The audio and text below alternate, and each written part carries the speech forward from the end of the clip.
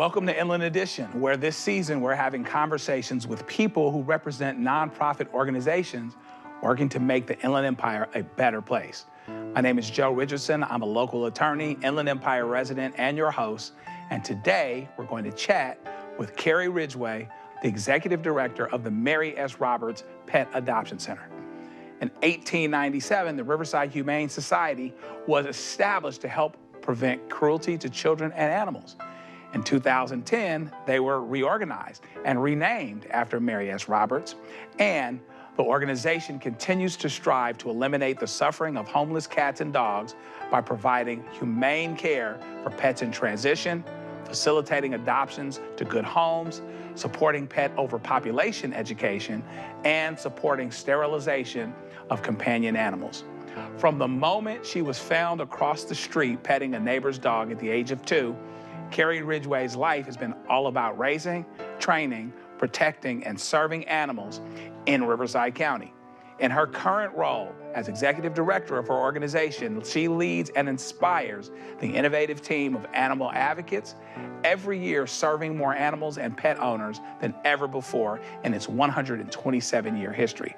Let's meet her now and learn more about how her organization is affecting our community's animal welfare.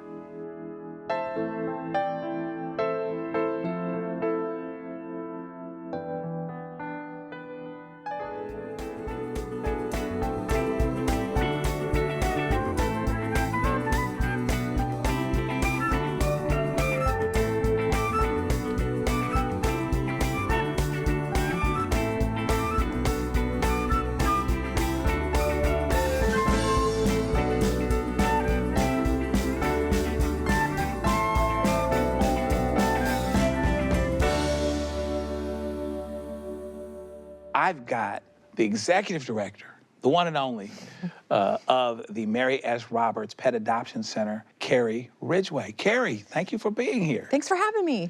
This is a big deal. This is an episode my daughter will watch because they love dogs and cats, particularly cats.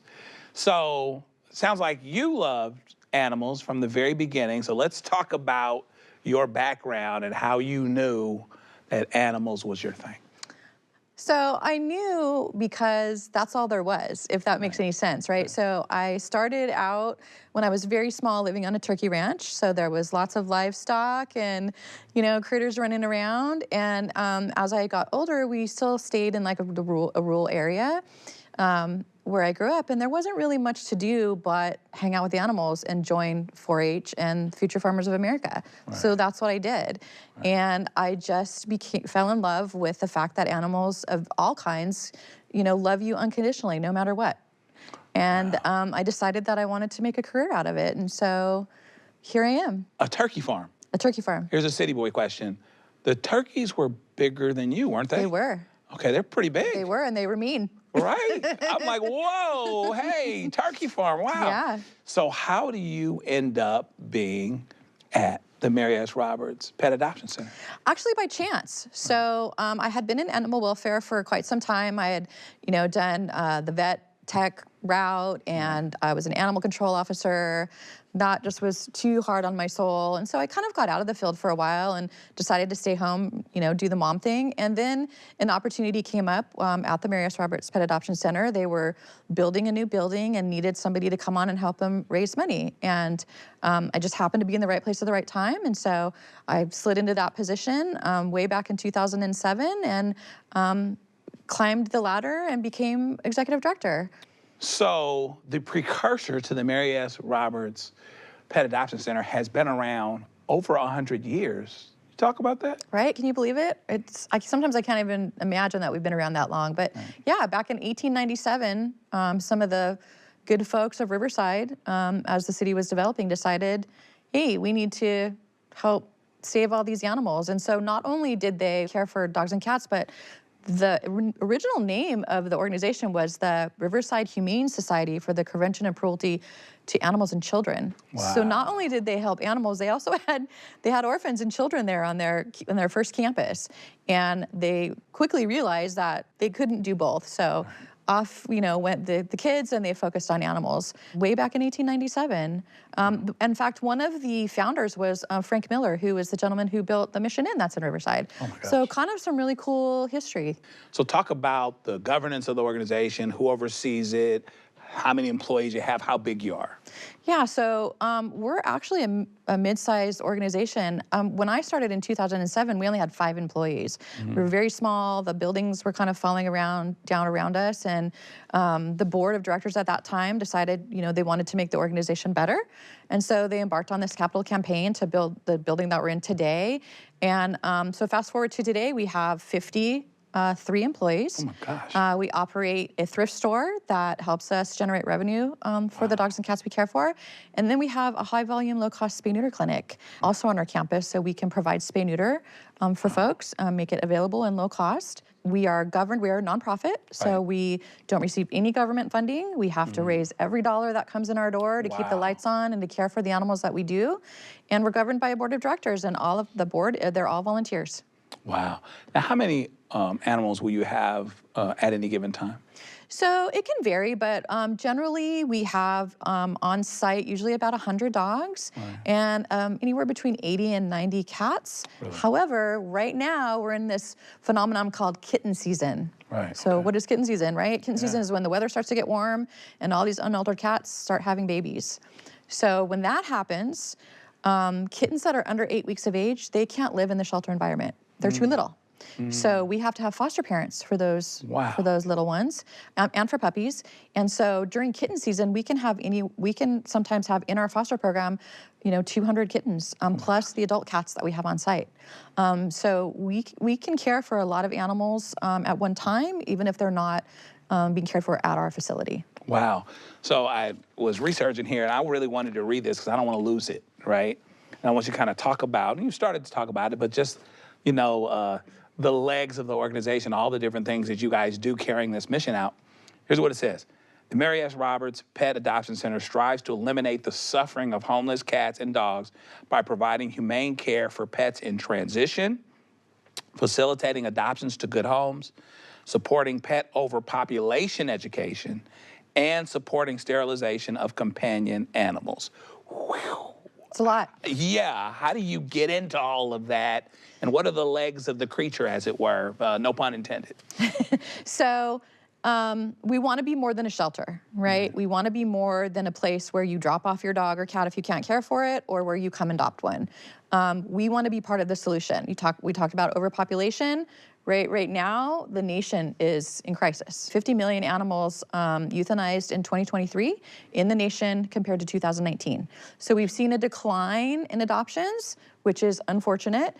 So we try to do all those things that can, combat those things. We want to make spay neuter affordable. We want to be a resource to the community if they need behavior help with their animal. If they need food, they can't care for their animal.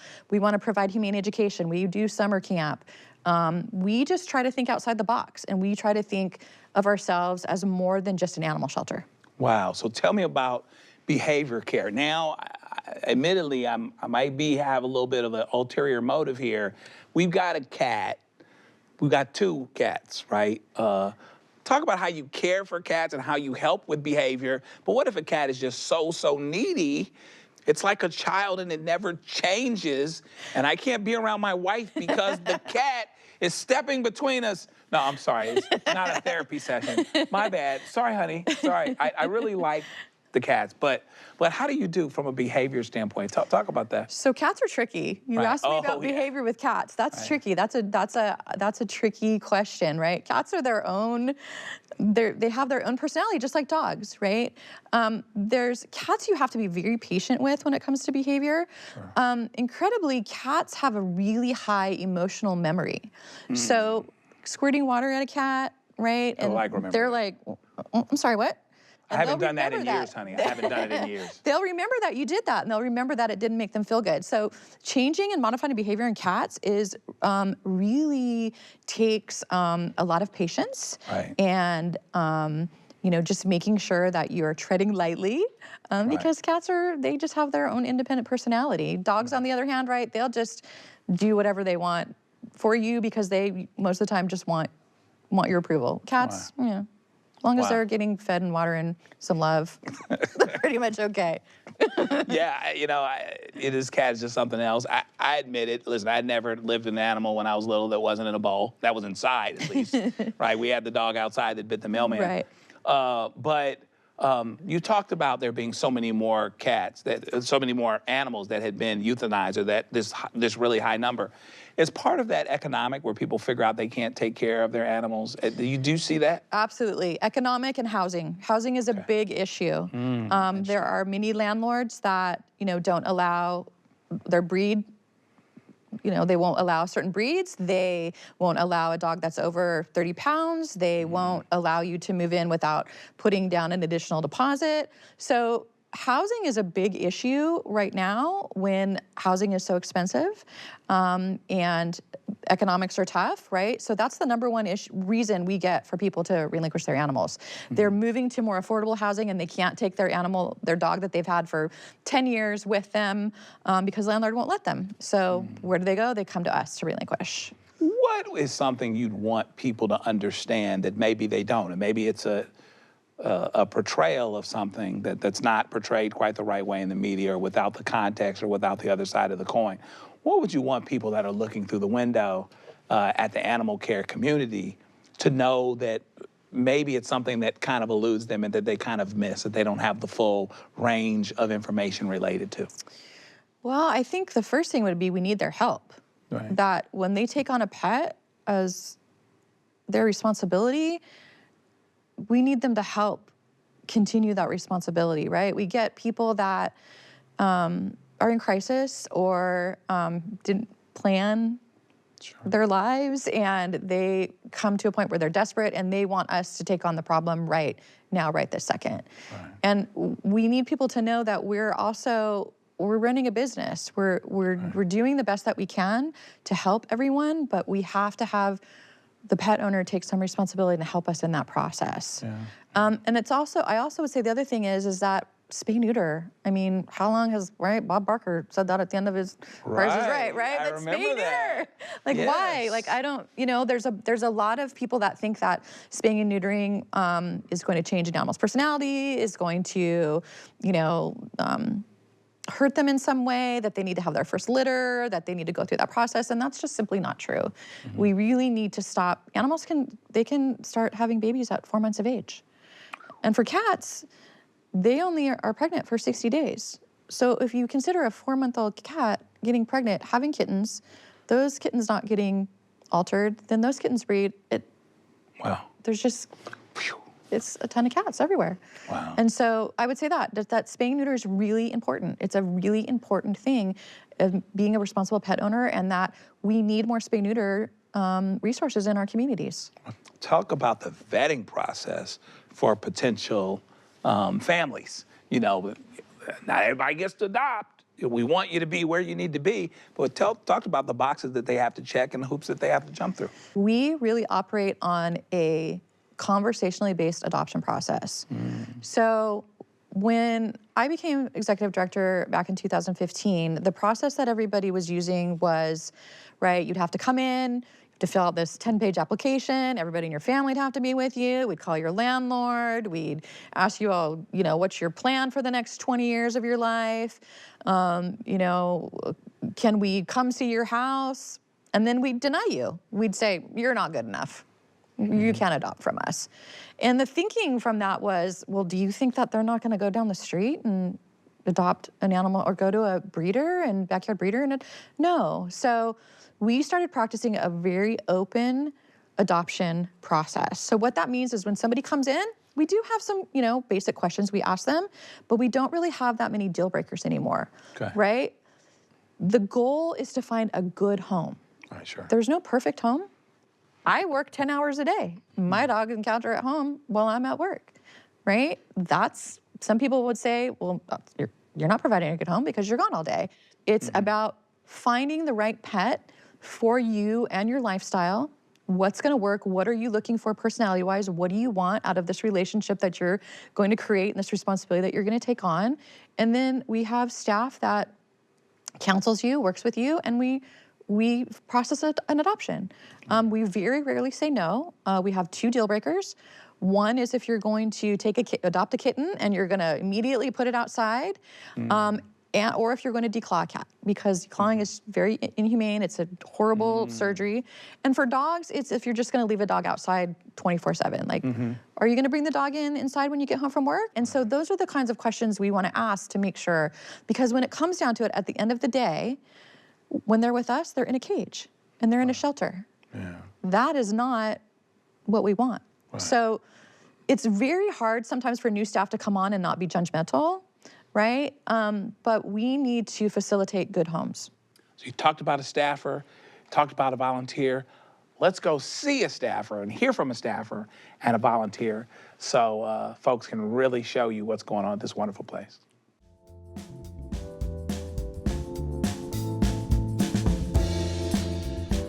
My name is Moy. I'm the animal care manager here at Marius Roberts Pet Adoption Center. When I first learned about the center, it was completely by mistake. I was driving around and I ended up here just sort of on a whim. I ended up falling in love with the pets, the environment. I was never much of an animal person growing up, but it's one of those things that you find a passion for through actual involvement and being. I have one cat right now. I fostered her since the day that she was 2 days old, so literally about, yay big. She still had her umbilical cord. And I got to raise her, provide, all the care and attention that she needed. She was supposed to come back for adoption. She ended up being what we consider a foster failure. There has not been an experience more rewarding than being able to provide those beginning stages of care that has allowed her to develop into a healthy cat in a good environment. 90 to 95% of our residents are owner surrenders, meaning that they belong to someone and for one reason or another they had to be, given up. A lot of those pets have gone through some form of training, some sort of, basic obedience. I would say that at least 90% of our resident dogs here know basic commands, sit, stay, lay. And for someone like me who just, isn't that motivated to put someone through training, it's ideal to take someone that already knows that basic stuff and just needs the home environment. Well, my name is Sue Levick, and I am a volunteer at the Marius Roberts Pet Adoption Center, and I work with the Humane Education Department. This is Echo, and he came to us from Riverside County Shelter. And a special thing about Echo is that he is deaf, but he is a wonderful, loving dog. He's one of our kids camp, day camp children's favorites. They always are asking about him. We have a program here where we educate children and the public about our facility and dogs and cats, and then through various other programs like our day camps. Studies have shown that if you have a pet, it enriches your life, it expands your life, and especially if you have a dog, it's a great way to meet people and you have a common interest. Just makes the world a better place.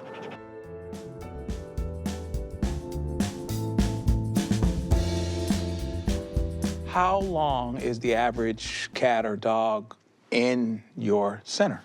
So COVID, 24 hours, right? Now our length of stay has gotten much longer. Sure. Anywhere between 9 and 14 days is what our average is now. So it's longer than we'd like, but we still have, if we do have long stay residents, we market them. We have a team of people that, social media folks and marketing folks, and we do everything we can to facilitate adoption for that animal. Once it starts going over the 30-day mark, that's when we consider it long-term, and then we get into action and we start the pathway of doing different tasks to get that animal into a home. Are there specific events that you guys do, like almost like open house kind of events where people get to look through the window and see like, oh, wow, so, a connection, a window into the community into your organization? Yeah, so, people can come, we're open 12 to 7, so people can come at any time and walk around and look at animals. You don't have to, necessarily just come to an adopt animal. If you want to come walk around and hang out, and we even have a program, it's called Riverside Rovers. And it's really popular actually amongst college students. So you can basically just come check a dog out for the day. Really? Yeah. So maybe you have a pet and you're going to college and you couldn't bring your pet with you, you're far from home. So you can just come get your dog fixed. Just you come check out a dog for the day, take it to Starbucks, get a Starbucks, go to the park, hang out, take it back to your dorm for a little while. When you're done, bring it back. All right. It's great for the animal, it's good for the humans. So what are some of your biggest current priorities, related to the adoption center?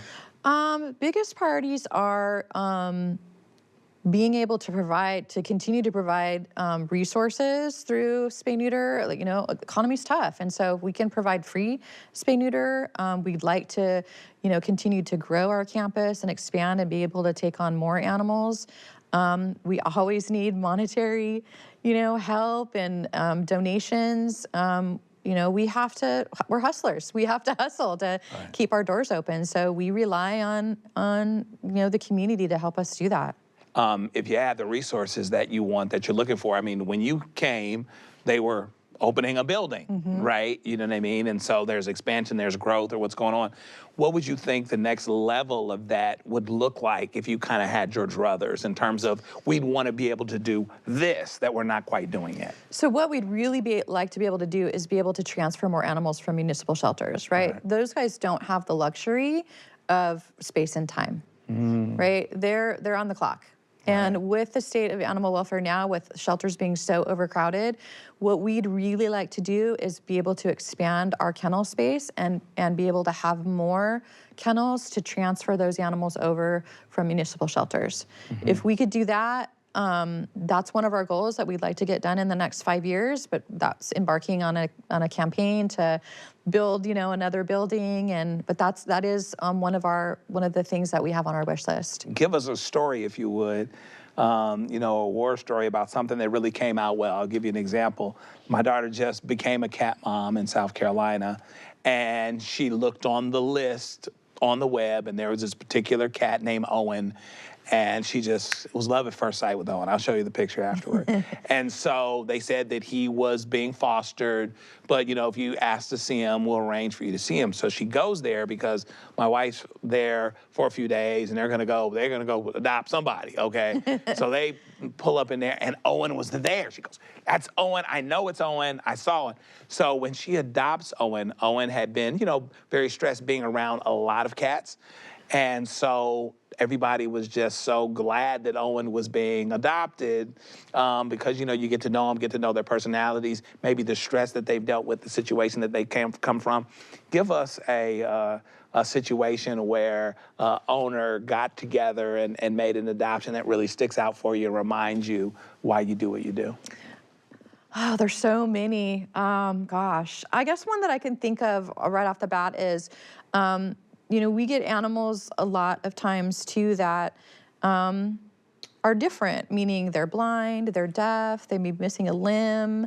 And recently we had rescued, I don't like to use that word very often, but we did rescue a little white pit bull puppy that was living with a homeless gentleman down in the Santa Ana River bottom, and we were able to convince him that this was, we could help him because he had some other dogs. And so we realized the puppy was deaf, and we had a deaf family come in. We're not that far from the Riverside, California School for the Deaf. So there's, a deaf population in our community as well. And so these folks came in, everyone was deaf, mom and dad, kids, they were all deaf in the family, and realized that this didn't come in for this puppy, just realized while they were there that this puppy was deaf. And they were so excited and animated when they found out that this puppy was deaf, and just thrilled to be able to have a deaf puppy. Wow.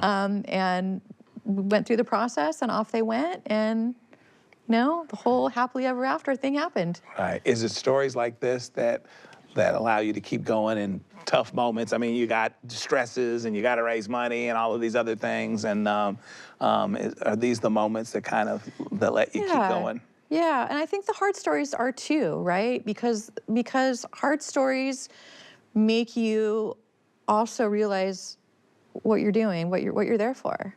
give us some homework in terms of, I'm sure some people are looking and they're going, oh, right now, you know, I know my daughter is, aren't you, sweetie?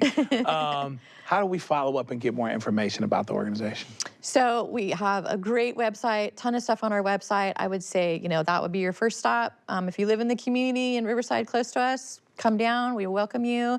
And just get involved, right? Yeah. If not with us, another animal welfare organization. Even if you don't want to adopt, right? Even if you're not ready, or you, or you just don't want to take on an animal full time, you can still get involved and you can still help. So, Carrie, I want to thank you for what you do at the Mary S. Roberts Pet Adoption Center. And we're going to have to maybe, with my wife, go and make a visit and, you better. and see it. I think I will, because I think it's super important. So wish you great success and Godspeed, and just really appreciate what you do. Thank you. Thank you so much. So we want to thank you for watching Inland Edition like we always do. Know that you can go and tell a friend. You can go watch it on YouTube on demand. That way you can catch up if you're behind, if this is the first time for some reason that you're watching us. But continue watching us, because we get to highlight wonderful organizations like this that are really making a difference in the lives of people in the Inland Empire. So keep joining us so that we can keep having these conversations and keep making progress one at a time. Until then, Joe Richardson, see you next time.